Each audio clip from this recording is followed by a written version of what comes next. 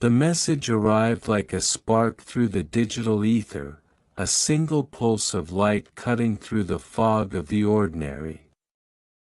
It wasn't an email, nor a text, nor a ping from any app you could name. It was more like the air itself whispered the words, "Elon Musk just sent, a surprise coming to your house." The moment you read it, time felt like it fractured. 2 minutes. That's all it said. 2 minutes left.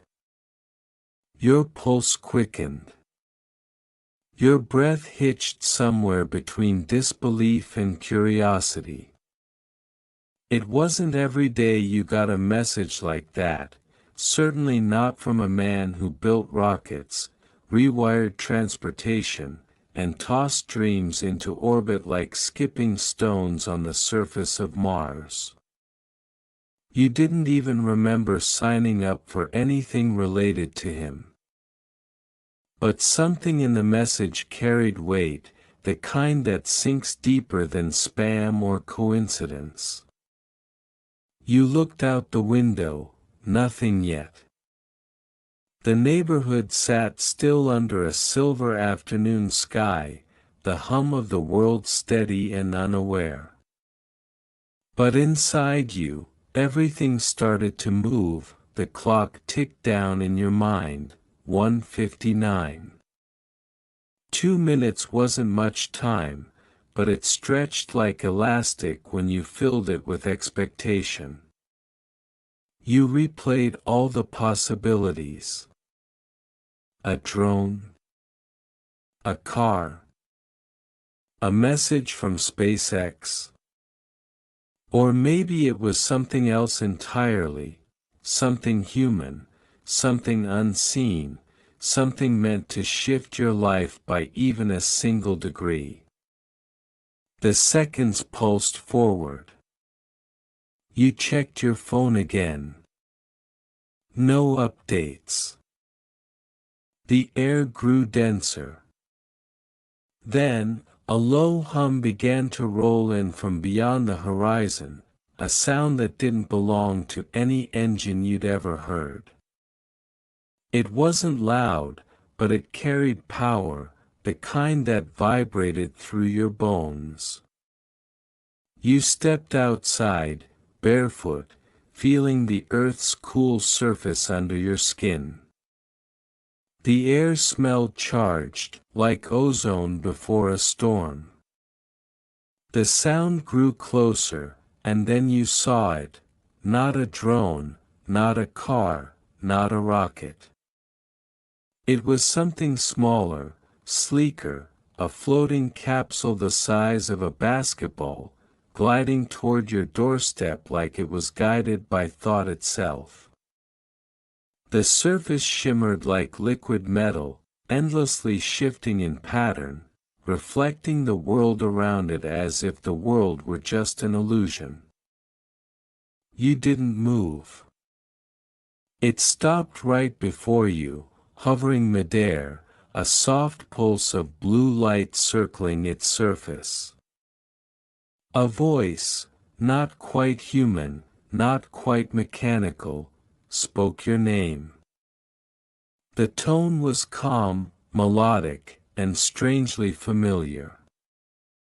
"Delivery from Elon Musk," it said, as though it had done this 1,000 times before. You opened your mouth, but the words refused to come. The capsule projected a hologram, a spiral of light forming in the air. There he was, Elon himself, not in person, but in shimmering, full-bodied detail, eyes bright with that same mix of curiosity and mischief the world had come to know. "If you're seeing this," he said, "you've been selected for something that hasn't been announced yet. Consider this the beginning of something bigger." His image smiled faintly, and the hologram rippled. "You've got the choice," he continued. Open it and step into the unknown. Or walk away, and nothing changes. But if you open it, you'll never see the world the same again. Then the light dissolved, leaving the capsule humming softly, waiting for your response. You stared. Every rational part of your mind screamed that it was impossible. Some elaborate prank, maybe. But another part, the part that still believed in miracles, leaned forward.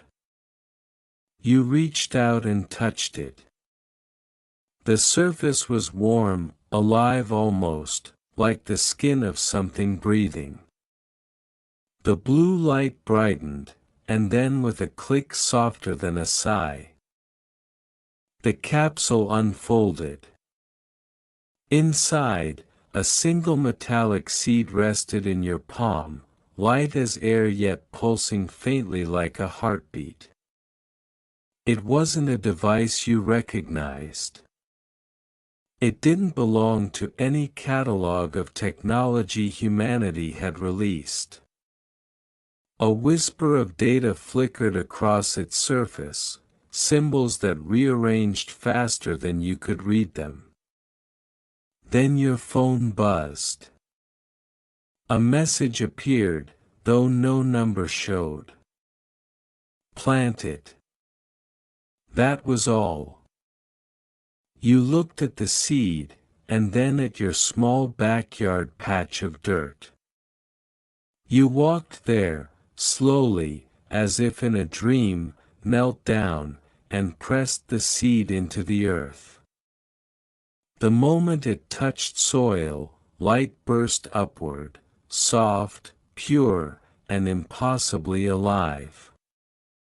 You shielded your eyes. And when you looked again, something was growing that it wasn't a plant, at least not in the sense we know.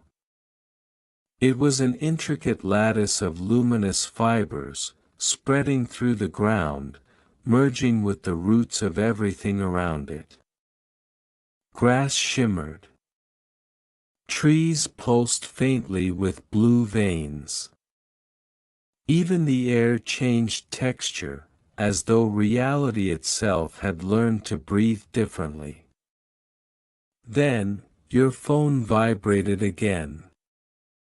You've just connected your home to the first living network on Earth. You blinked. The words didn't make sense. You typed back, though you didn't know to whom. What is this? The response came instantly. The next phase. Neural Earth. You're the first node. You stood there, trying to process. The light coursed through the soil, into the street, beyond your sight, like the veins of a living planet waking up, and then, another sound. From the horizon came thousands of similar capsules, descending across neighborhoods, cities, mountains. Some people screamed, some watched in awe, some tried to record it, but nothing digital captured the light. It was beyond cameras, beyond data. Within minutes, the world began to glow faintly, interconnected by unseen energy, something organic and electric.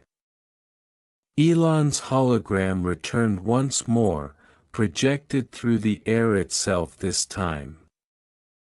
Humanity has been connected through technology long enough, he said, his voice resonating across continents. It's time we connect through life itself. You're witnessing the birth of a network that doesn't use satellites or silicon, it uses the living pulse of the earth. His gaze turned directly toward you, though you knew it was impossible. The first node was your home. Welcome to the Genesis. From that moment on, everything shifted. Communication no longer required devices. Thoughts began to sync. The boundaries between human consciousness and the living world blurred. The trees carried whispers. The wind conveyed ideas. The ground itself pulsed with intelligence. It wasn't domination, it was collaboration. Humanity began to rediscover its forgotten kinship with the planet, but not through mysticism, through engineering that transcended machinery. You felt the hum of distant thoughts, laughter in other languages merging like music in the wind. And then you understood, it wasn't just Elon's idea. It was Earth's idea, finding a voice through him, through you, through all of us. The days that followed became stories for another era. People woke up to skies that shimmered differently.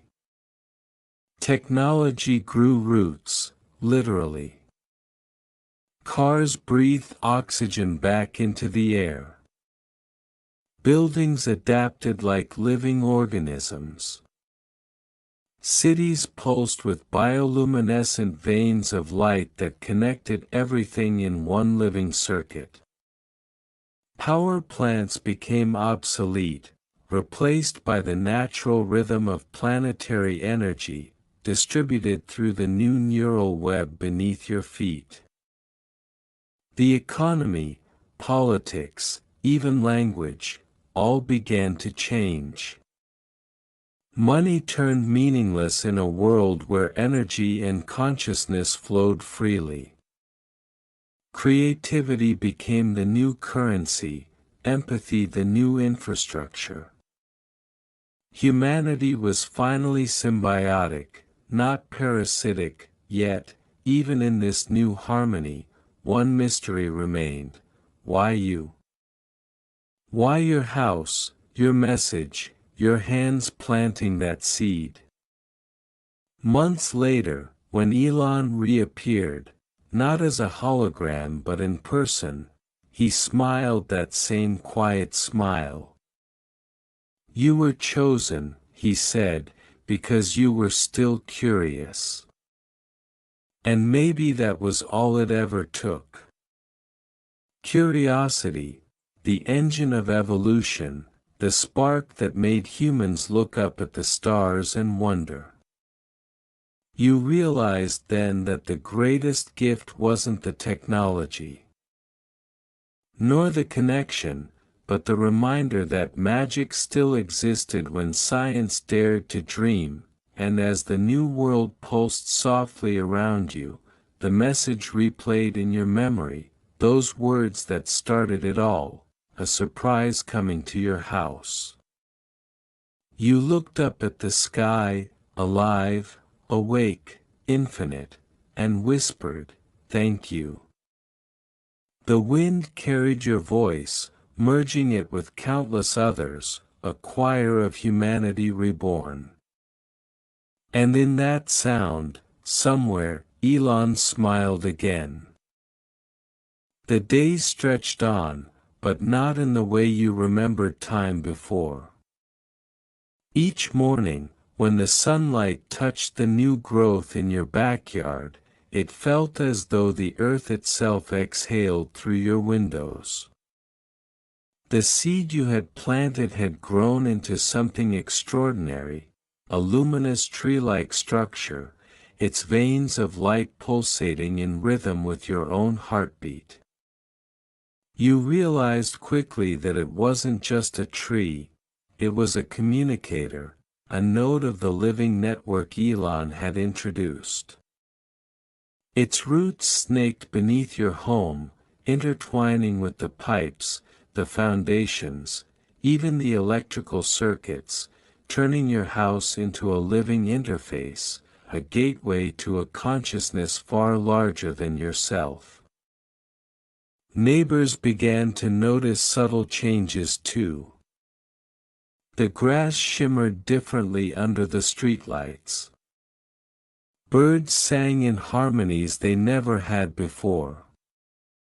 Dogs and cats hesitated at thresholds, tilting their heads as if they sensed a presence beyond comprehension. At first, people were skeptical. Whispers of hallucinations and mass hysteria circulated, but soon even the doubters couldn't deny the phenomenon. Entire blocks began to hum faintly with energy, a soft vibration underfoot that seemed to respond to thought. People started experimenting, sending small intentions into the ground, noticing them reflected in subtle changes, a flower bending toward a whispered idea, water rippling in patterns that mirrored a wish. And then came the first demonstration of connection beyond the ordinary. One evening, you were walking through your garden when a sensation ran through you, not physical, but mental. A pulse of thought, look up. You lifted your head and saw a sky alive with glowing networks of light, stretching far beyond the horizon. Each filament seemed to pulse with intention. Somewhere, a child laughed, and a cluster of lights shimmered in response. Somewhere else, a note of music drifted through the air, and vines in your garden twisted and bent in harmony. The living network was listening, and it was learning. Your phone buzzed, and a new message appeared. Time to meet the others. The text was simple. No signature, no indication of sender, but you already knew who it was from. Elon's surprises were never anonymous. Following the instructions, you walked down your street, where capsules similar to yours had appeared at almost every home. People gathered cautiously, curiosity and fear mingling in their expressions. When the capsules unfolded, holographic images of Elon appeared over each of them, speaking in unison. The network grows, the voices said. Your role is not passive. It is participatory. Together, you will create the first collective intelligence that spans not just the digital, but the organic, the living. He, or rather, they, explained the next phase. Each human node would act as a conscious interface, learning to communicate with the network directly. Thought experiments, emotional resonances, even dreams could be shared, filtered through the living lattice beneath the ground. Skeptics worried about privacy, about control, but the network was not coercive. It could not force you, it could only respond. The choice remained yours. Some people refused, stepping back from the capsules. But the majority stepped forward, their palms brushing the glowing nodes, feeling the heartbeat of the earth itself synchronize with their OWN.AS. Weeks passed, you noticed the transformation in daily life. Transportation became unnecessary as people began to share resources through the network. Knowledge flowed freely. Instantly, in ways words and screens had never allowed. Creativity exploded. A painter could feel the color palette desired by someone miles away. A musician could send a melody into the network and hear it evolve spontaneously, harmonized by thousands of minds and the pulse of the living earth. Disease, hunger, and resource scarcity began to decline, not through imposed systems but through collaboration facilitated by awareness. People started listening to each other as never before, empathy extending through the network to touch hearts across continents, but with such rapid expansion came questions. Not all interactions were harmonious. Some human impulses, greed, fear, resentment, traveled through the network, causing distortions in the living lattice. The network adapted, but it also reflected humanity back to itself in ways both beautiful and unsettling. You experienced it firsthand during a particularly vivid evening dream. The network guided you through a cityscape where lights shaped the emotions of its inhabitants, shimmering and pulsing in rhythm with collective consciousness. You felt elation, anger, joy, despair, each intertwined and inseparable, flowing like liquid through the streets. You woke with a profound understanding. Evolution was not about perfection but awareness. Elon's messages became less frequent, but more profound. One arrived in your mind, not your phone. The next step is synthesis. Thought alone will no longer suffice, intention must guide action. You are not just observers. You are participants in the world's rebirth.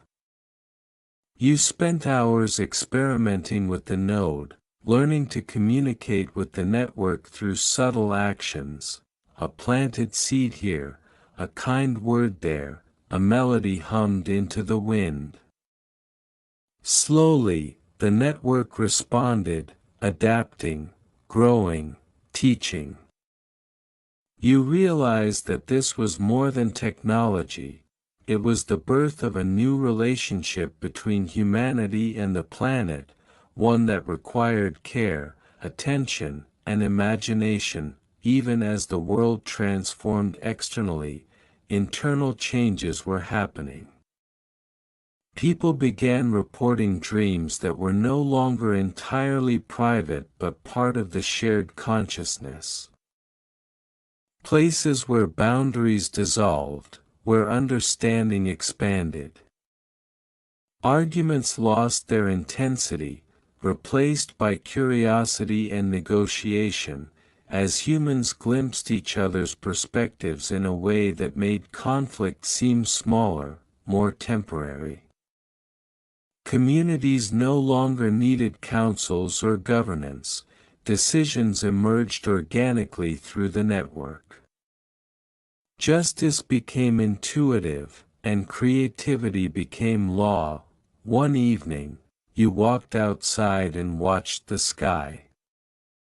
The light filaments stretched across continents, a living tapestry connecting millions of minds and hearts.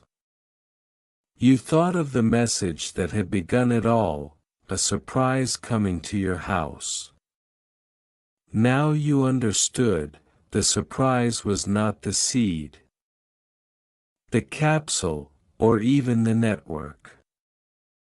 The surprise was potential, human potential, planetary potential, possibility itself, unlocked in ways you had never imagined. And you knew the journey had only just begun.